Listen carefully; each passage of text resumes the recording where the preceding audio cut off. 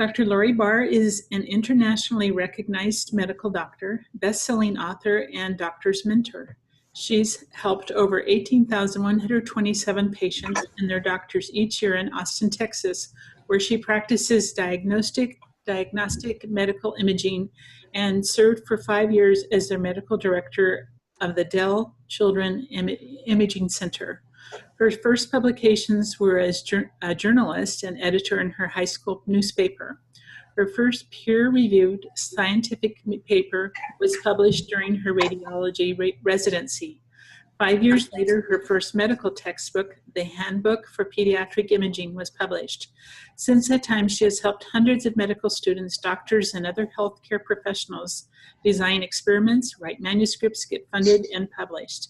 After 34 peer-reviewed scientific manuscripts, 4 books including the international bestseller Think and Grow Well, and 13 book chapters, she understands the ups and downs of writing, publishing, and promotion.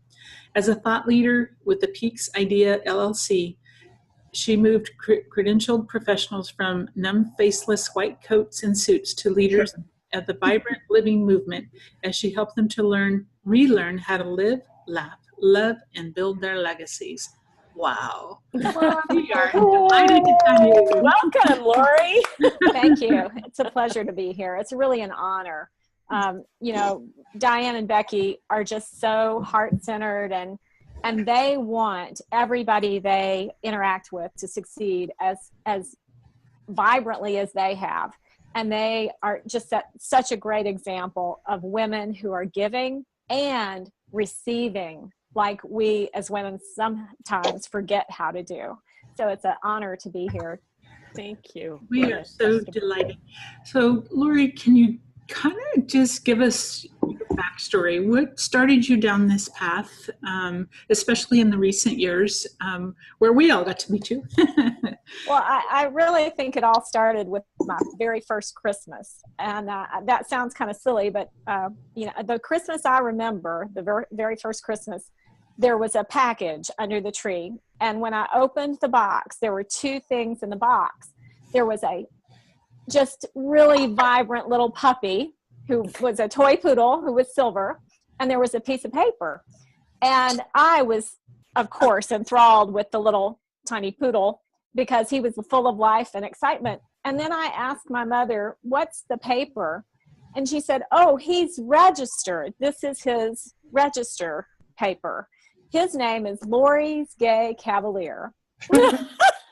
Now, I wasn't even 2 years old.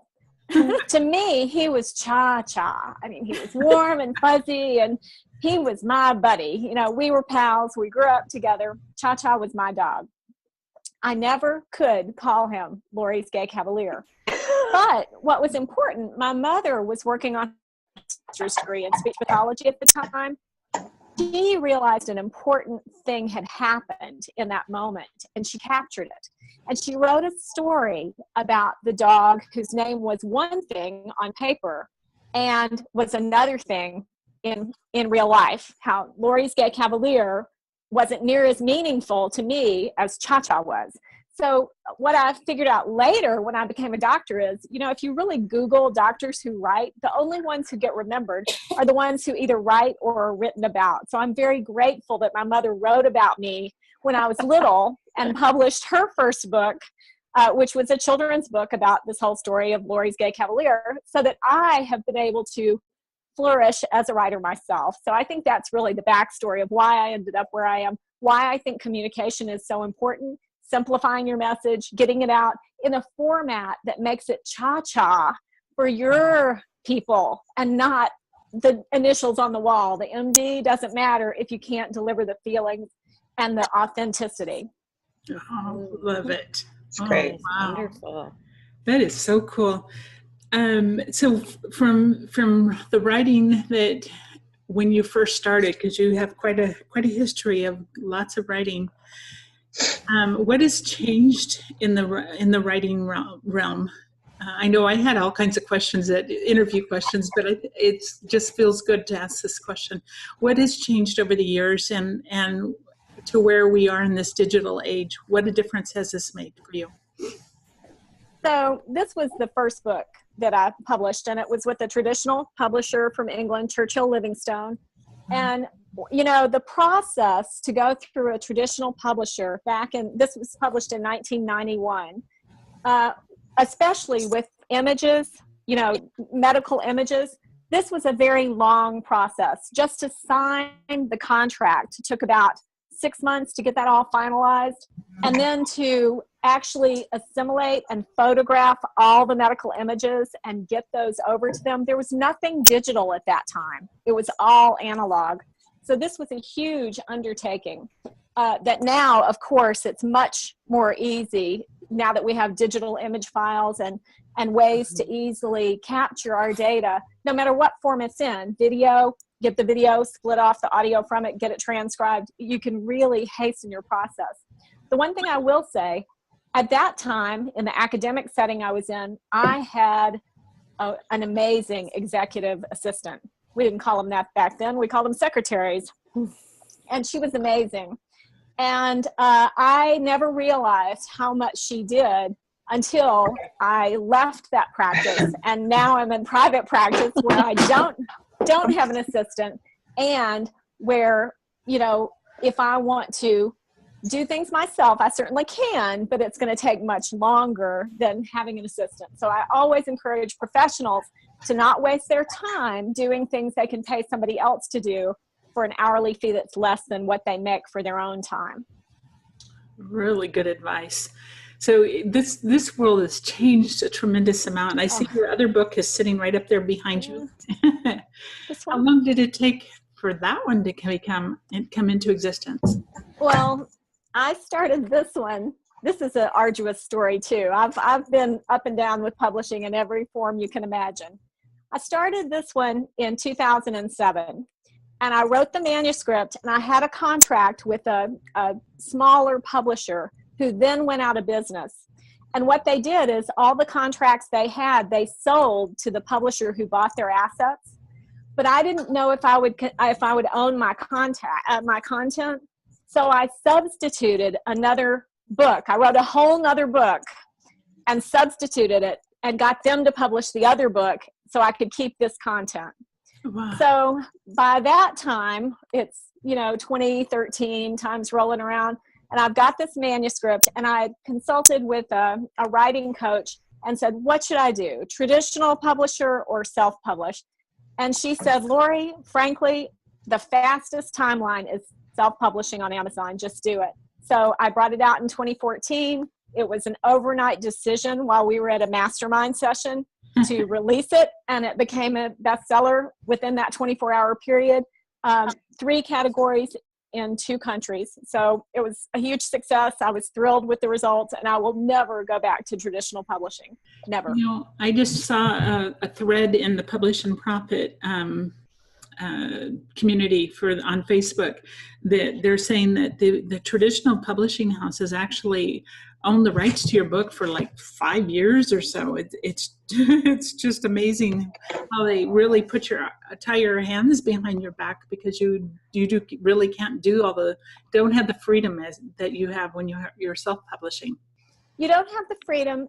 You don't own the rights. You may not have your digital rights, so you can't necessarily change the format and do an audiobook, for example. And then also international rights you usually don't have. And the timeline, 18 months minimum with the traditional publisher. And that's really being polished with your proposal, having an agent who gets you in and seen, because these people have stacks of manuscripts sitting around their office waiting to be looked at by an intern. And only the very best get to the actual, editors who make the decisions on what they're going to publish. Very cool.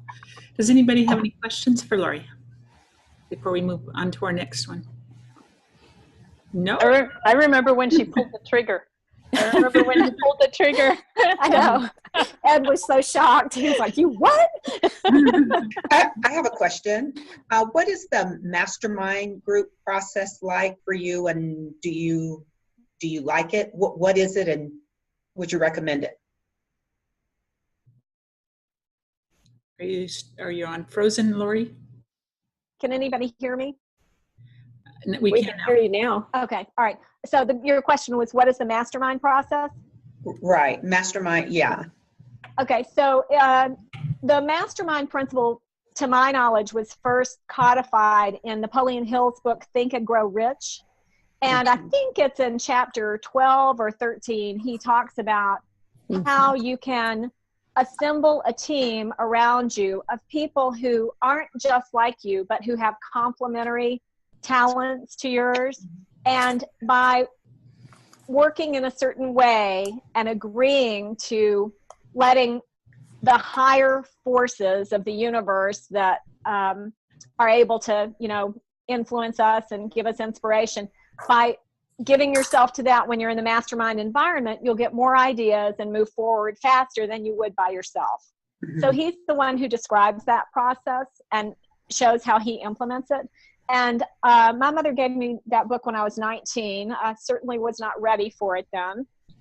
When I was about 40, I really started engaging in masterminds on a routine basis. And I don't think I'll ever not be in a mastermind group until I die. The longest one I've been in, I have an international mastermind group that I've been in since 2007. We meet weekly by phone for an hour.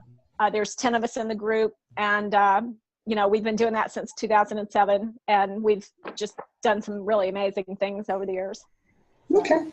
I think some of the masterminds I've belonged to has made the most progress and the most changes in my life, and most profound changes in my life, because just the not only the support but the ideas that come from such amazing people surrounding you, it's really healthy to be able to be in a mastermind. Yes. We found the accountability that comes along with that also tends to push you a little further forward than you would if you were alone. And that has been a real benefit to a number of us. Okay. So maybe before we end this process, you could share how to go about finding a mastermind group in our areas, or my area particularly. We shall. We shall. Well, and if nothing else, we'll create one. Right. You've already got the nidus for it here. Yeah. So. Okay. Yeah. In fact, what we're doing with our classes, Lori, is this is our second one. We hope to start another one by October, the first part of October. But all the students are able to come back no matter when. So Joe and Judy were both in the first one, and so they're all, you can keep coming back. But the amazing things that we've seen just in these two classes has just been phenomenal for us. The progress is phenomenal. Yeah. And that's why we have this type of interactive session, because this is essentially a mastermind. Exactly. Yeah. So, Lori, what's next for you? Well, right now I'm working on a piece. In one mastermind I was in several years. I'm pretty well versed in Napoleon Hill's material. And there's a chapter in the book, Think and Grow Rich. It's chapter 11, and it's about sexual energy transmutation. And people skip that chapter because they don't understand what it's all about. And Napoleon Hill was writing in the 1920s. So it was geared toward men. So people don't understand it. So one of my mentors approached me earlier this year, and said, hey, my mastermind group doesn't understand this, and I know you're an expert at this. I know you know how it works. Will you please get on the phone with us and talk to us about energy and taking creative energy and making it apply to whatever activity you're doing? So what I've been working on lately is a virtual online retreat where I'm calling it the Ready, Get Set, Go, Go, Go virtual Friday afternoon retreat. And the whole idea is to spend time focusing and reflecting on how do you amp up your sexual energy, even if you don't have a partner. How do you recognize it in yourself? How do you make sure it's at peak state? And then how do you channel that energy into any creation you're working on? So you want to have the right energy focused at the right project at the right time to really be maximally creative and maximally productive. So that's what I'm working on right now, is the product end of that.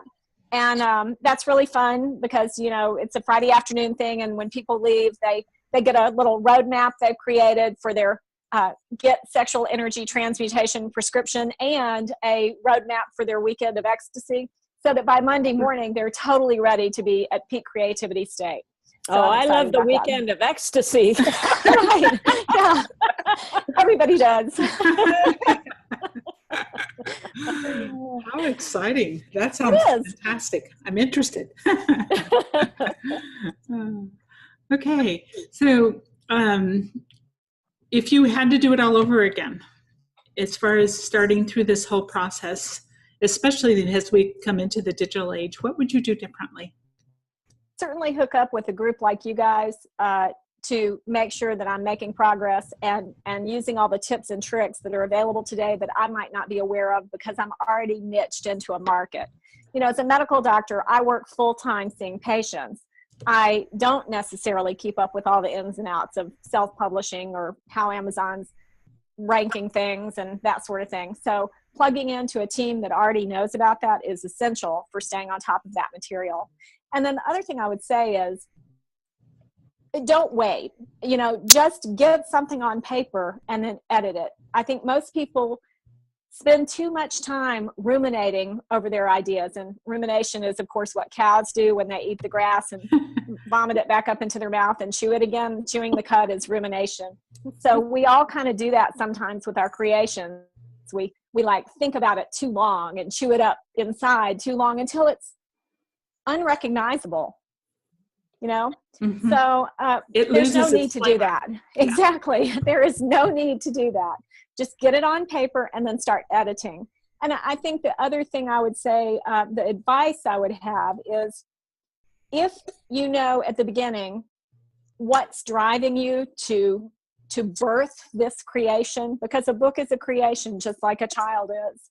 So if you understand your drive and who it's for, it might be for you, it might be for your family and the legacy you want to leave, or it might be for some audience, you know, how you're going to change the world and start a movement. Whatever that cause is, the more you can specifically identify that and hone it down to the one person you're talking to, it just makes that initial writing process that much easier. That's perfect. Yes. Thank you. Thank you. Good advice. Thank you. We have so enjoyed. I want to respect your time, and I know that it's the 20 minutes I said that we would take of your time is up.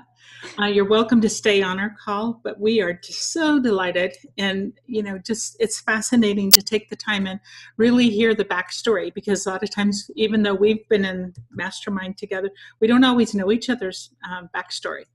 So it's really, really cool. Anybody have any questions before Lori leaves us? Just brief questions. No, thank you. All right. Thank you. You're welcome. So much. Nice to meet everybody, and y'all are welcome to reach out to me. And I've got a couple of resources that I'll send to Becky and Diane. I've written a little white paper on the 5 must-dos before you publish that is complementary to what you guys do. And if that's helpful, you know, you guys can. Wonderful. Thank you, Lori. Can take that. So. All right. Thank you. We've enjoyed this so much. Thank you. Me too. Thanks again. Thank you. Love y'all. Bye-bye. Bye. Very good. Okay.